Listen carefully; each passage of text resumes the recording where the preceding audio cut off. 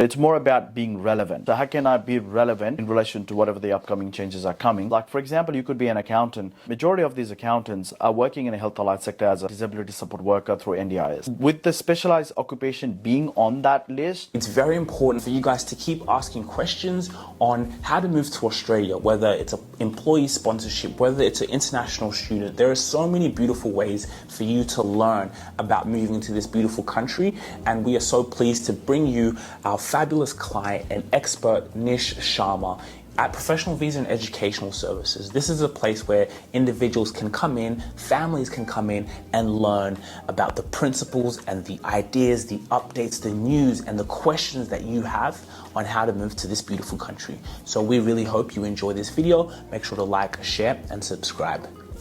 Enjoy. Hi all, this is Nish from Professional Visa and Education Services. Today I'm here again with another topic to discuss in relation to your migration issues. I think I just want to clear some confusions about the CSOL list. So Consolidated Skill Occupation List is predominantly designed for whatever the visa subclass that is about to get introduced by end of this year, which is what we call as a tier-based system: critical, essential, and specialized occupation. So that particular occupation list is for that particular strategy, that particular visa subclasses that the government is bringing up, which at this point of time, the early indication is that will be the replacement of the 482. The CSOL list, there's the occupation that did not make it to the list, and there is the occupation that is still in the industry consultation. Now, all you got to remember is this is not concrete yet.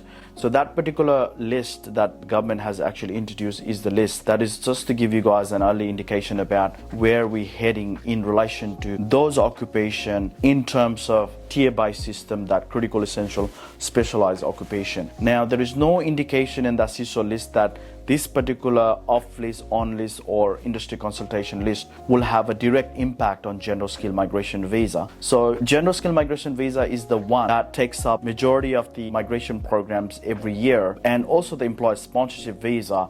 But we're talking about two different categories here. So CSOL list is predominantly talking about that 482 replacement to critical, essential, and specialized occupation, and that list will be more relevant for that occupation. Whether or not you'll be eligible for that one, we have to wait for the government to finalize this list, and then we should be in a position to let you know how's this going to impact in relation to your employer sponsorship. For example, if your occupation is not on the list, there was some early indication on the migration strategy that if your occupation falls under critical, how does it fall under critical is, I think there is a salary benchmark of $135,000 a year. If you are making $135,000 a year, then I don't even think that your occupation needs to be on the occupation list at all. And this was the early indication on the migration strategy anyway. So if anything, essential and specialized occupation will be the ones that we'll be talking about in terms of CSOL list. But even with the specialized occupation, if you think about it, there is an addition of the occupations such as aged care worker, disability workers. And I think that's a huge advantage for people who are looking at applying for some sort of employer sponsorship visa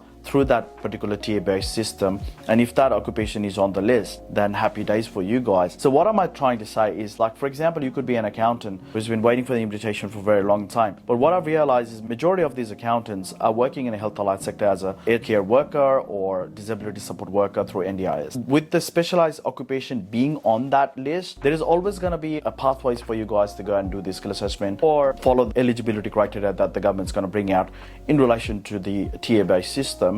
I think you'll fall into that more easily as opposed to trying to find your occupation that you've studied in that list. So it's more about being relevant. So how can I be relevant in relation to whatever the upcoming changes are coming? And we're here to build that strategy for you guys. The points test system hasn't changed as yet. So there has been confusion about when the Department of Home Affairs announced that review of the points test. All Department of Home Affairs was trying to do is give you guys an indication why these changes are required and what changes we could anticipate and what are the focus area of the Department of Home Affairs before they make actual changes to the points test system. So after the industry consultation, which is 10th of May was the last date to submit the industry consultation or the feedback from the stakeholders, I think that part is done now. So Department of Home Affairs is now proactively working on finalizing the new improvised revised points test system, which means the general skill migration visa is still going to be there, but it's just that the points test system will change. By 2050, it is possible that we will have millions of additional people here who have been selected using this test. Which means there might be better opportunity for a skill partner, might be better opportunity for people working in the nominated occupation, there might be better opportunity for people who's got the better English. changes. The reform is important. Some of these points test components that exist till date, for example, NATI, professional year program, is kind of indicating that they're not really being a value add in terms of leveraging migrant skill into Australian economy or job market. So therefore, this particular change is important. If you're worried about the points test system that hasn't started as yet, there is the reform of the points test. Once the news will be out, obviously we'll be informing all of our viewers and our clients in relation to upcoming changes. But for now, the CSOL list hasn't been implemented as yet, or the points test system hasn't been implemented as yet. Okay, so I thought I would just clarify that particular hot topic that everyone's talking about in every consultation. But thanks for watching. I'll be back again with more update in future. Keep following, keep sharing our posts with your friends and family. Rest assured that we'll bring out more news and updates about the migration changes in our upcoming videos. Thank you. Bye-bye. If you really enjoyed this video, make sure to click here, and I'm sure you're gonna love that one.